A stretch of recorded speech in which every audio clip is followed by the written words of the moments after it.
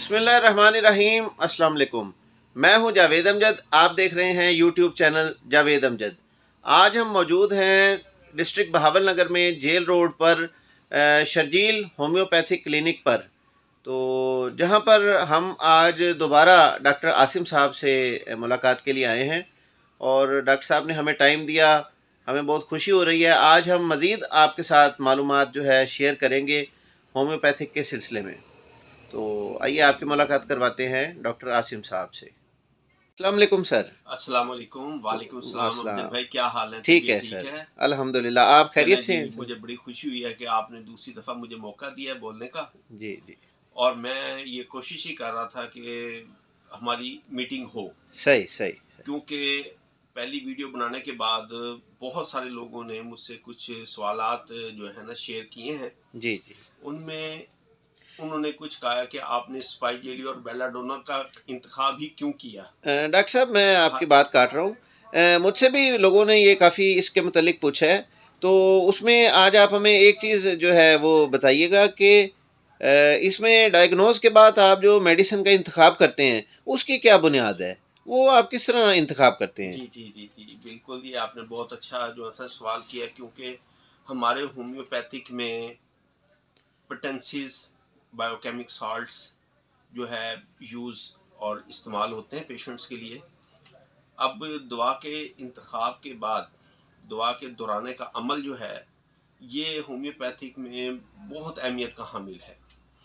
तो जैसे कि मैंने अभी आपके सामने थोड़ी-सी बात शेयर की थी कि मुझे चंद दोस्तों का, भाइयों का जो मैसेज मसूल हुआ है कि आपने 2 ही मेडिसिन क्यों जो है ना इस्तेमाल करवाई।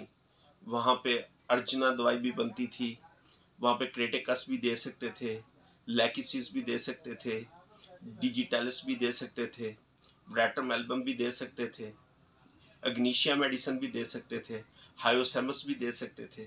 तो आपने कैसे जो है स्पाइजेलिया को आपने तशखीस में अपनी प्रैक्टिस में यूज़ किया और नेटरम्योर को कैसे यूज़ किया? तो मैंने पहले ही आपको बताया कि होम्योपैथिक मेडिसिन यूज़ हम उस वक़्त करवाएँगे जब हमें होम्योपैथिक मेडिसिन का पता होगा। अब जिस तरह मैंने स्टडी किया, डॉक्टर स्म्यूल हनीमैन ने जो अपना फ़िलॉसफ़ी बयान की है और उन्होंने अपने ऑर्गन्स के अंदर जो है बहुत सारी मेडिसिन का तज़किरा भी किया है। डॉक्टर एलन ने जो तर्जमा किया है मटीरिया मेडिका, उसमें भी दवाइयाँ हैं। डॉक्टर केंटकर मटीरिया मेडिका है, रेपेटरी है।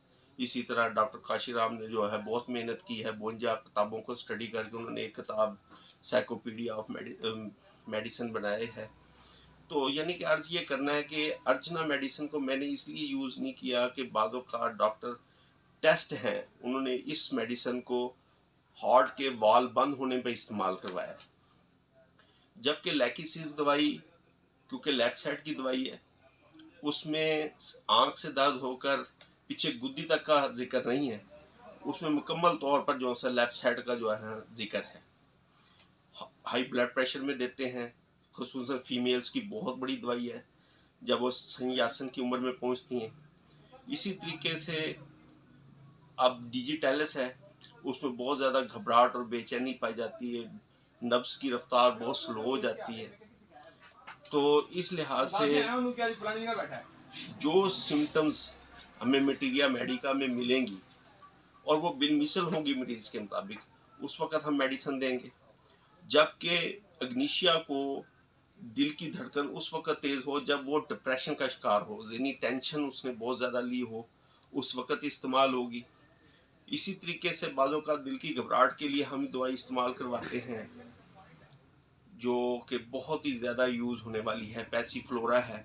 जबकि पेशेंट ज़हनी तौर पर बहुत ज़्यादा डिस्टर्ब होता है, नींद नहीं आती, हर चीज़ उसको जो है डिस्टर्ब कर रही होती है, परेशानी के अंदर बहुत ज़्यादा होता है। तो जब तक हम बिलमिसल मेडिसिन नहीं देंगे, पेशेंट ठीक नहीं होगा। अब मैं आपके सामने 2 पेशेंट्स की हिस्ट्री आपके सामने रखता हूँ।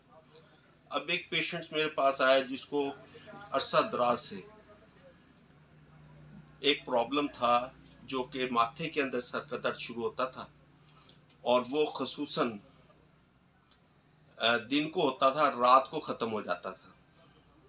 अब उमूमन हमारे ज़हन के अंदर जाएगी माथे में दर्द के लिए दवाई नेट्रम्योर है, क्योंकि जब मैंने उसकी ख़ानदानी हिस्ट्री दी, क्योंकि हार्ट बीट भी बहुत ज़्यादा तेज़ थी और माथे के अंदर सर का दर्द शुरू होना सुबह से लेकर शाम तक और रात को जो है ठीक हो जाना, तो मैंने बहुत सारी मेडिसिन जो है पेशेंट्स को दी, लेकिन कमी हुई। लेकिन जब मैंने मेडोरिनम को स्टडी किया और मेडोरिनम की 1 एम की खुराक, यह है दवा का इंतखाब, दवा के इंतखाब के बाद है अद्वियात के दुराने का अमल, तो उसमें पोटेंसीज हमारी यूज़ होती हैं 30 में, 200 में, 1 एम में, 10 एम, 50 एम, सी एम तक। ये डेसिसिमल स्केल और सेंटीसिमल स्केल दोनों इस्तेमाल होते हैं, लेकिन मैंने मेडोरिनम 1 एम की डोज हफ्ते में 2 दफ़ा पेशेंट को इस्तेमाल करवाई, तो अल्हम्दुलिल्लाह उसका ये सर का दर्द ख़त्म हो गया। तो इसी तरीके से एक पेशेंट आया, उसके जो है ना सर में दर्द और गर्मैश और बेचैनी बहुत ज़्यादा रहती थी, और ख़ुसूसन जो है गर्मी के अंदर तकालीफ बढ़ जाती थी, जैसे ही 11, 12, 1, 2 बजे का टाइम होता था, 3 बजे तक होता था। तो अब मैंने कई मेडिसिन दी, लेकिन नहीं खातर खा फाका हुआ। आखिर मैंने उसकी स्टडी और हिस्ट्री लेने के बाद ग्लू 9 200 दवाई इस्तेमाल की।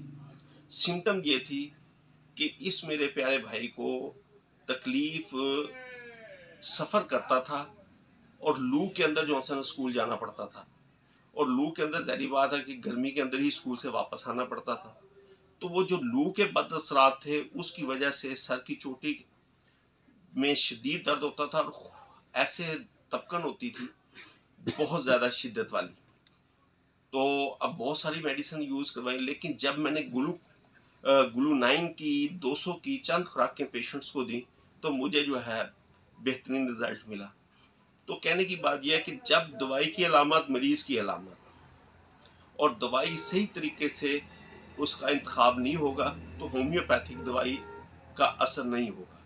इसलिए मेरी ये रिक्वेस्ट है कि होम्योपैथ डॉक्टर्स को ज़्यादा से ज़्यादा होम्योपैथिक मेडिसिन को स्टडी करना चाहिए और उस लेवल पे पहुंचना चाहिए कि आप एक बिलमिसल मेडिसिन को सिलेक्ट करें और फिर उसके दोहराने के अमल को, दवाई की तशखीस जो है, ये सबसे एक मेन पॉइंट्स जो है हमारे होम्योपैथिक में है।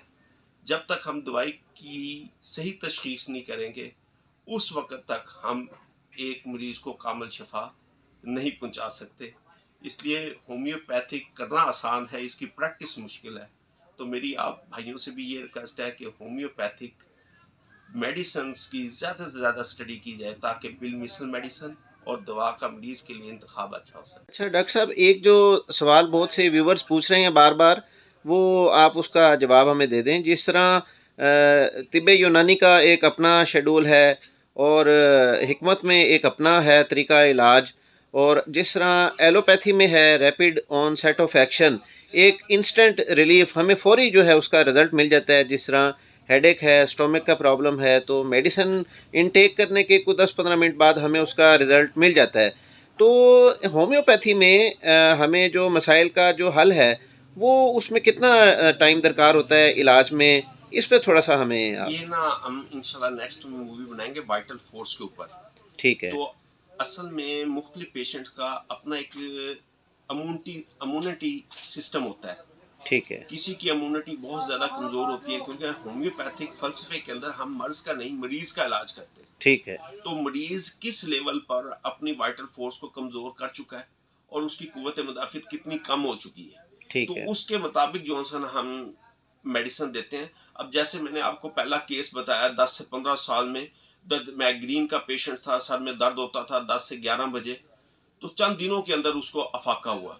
अभी ये जो मैंने आपके सामने आज जो केस रखा है, ये भी जो है पेशेंट्स बहुत पुराना था, लेकिन अल्हम्दुलिल्लाह चंद दिनों के मेडिसिन देने से, मेडोरिनम की खुराक 1 एम देने से इस पेशेंट को बहुत ज़्यादा रिलीफ हुआ। और फिर ये जो ग्लू 9 मैंने दवाई बताई है, ये कम से कम 12-14 साल से जो है मेरा भाई अपनी तकलीफ में मुब्तला था। उसके बाल जो हैं आधे से ज़्यादा उड़ चुके थे और वो साफा रखता था और बेचैन हो जाता था कि धूप के अंदर मैं निकलूं कैसे। तो ये चंद दिनों के अंदर अल्लाह रब्बुल इज़्ज़त ने शिफा दी है। तो अगर दवाई की तशखीस बिल मिसल हो जाए, तो दवाई गोली की तरह काम करती है। बहुत शुक्रिया डॉक्टर साहब आपके कीमती वक्त का। जी व्यूवर्स, आज हमारे साथ मौजूद थे डॉक्टर आसिम साहब और उन्होंने जो मेरा है नंबर बहुत ज़रूर देना। बारीकी और पेचीदगी के साथ इसको डिस्कस किया और उन्होंने बताया बायोकेमिकल साल्ट्स जो हैं वो इंसानी ज़िंदगी पर किस तरह असरअंदाज होते हैं, डायग्नोज से लेके और मेडिसन का जो है रिज़ल्ट मिलने तक। अगर आप डॉक्टर के साथ प्रॉपर अपना उसमें मशावरत में रहें और खुल के अपना मसला बयान करें तो होम्योपैथिक तरीका इलाज में ये मुमकिन है कि आपको बहुत अच्छे रिज़ल्ट्स मिल सकें। और डॉक्टर साहब ने हमारे साथ अपनी एक केस स्टडी को भी शेयर किया। तो वो जो पेशेंट था बहुत अरसे दराज से एक मसले का शिकार था, उसने डॉक्टर आसिम साहब से जब ये डिस्कस किया तो डॉक्टर साहब ने उसको ना सिर्फ बखूबी समझा उस मसले को, बल्कि जो है अपनी रिसर्च की बुनियाद पर, अपनी स्टडी की बुनियाद पर जो दवाई को जिस दवाई को उन्होंने चूज़ किया, जो मेडिसिन चॉइस की, उससे उनको खातिर ख्वाह रिज़ल्ट्स मिले। तो डॉक्टर साहब का नंबर इस वीडियो में मौजूद है, आप भी इनसे बिला झिझक हर जो है अपने मसाइल शेयर कर सकती हैं और इनसे मशावरत कर सकती हैं। बहुत जल्द नई एक मालूमाती वीडियो के साथ आपकी खिदमत में फिर से हाजिर होंगे। तब तक अपना बहुत सा ख्याल रखिएगा। अल्लाह निगहबान।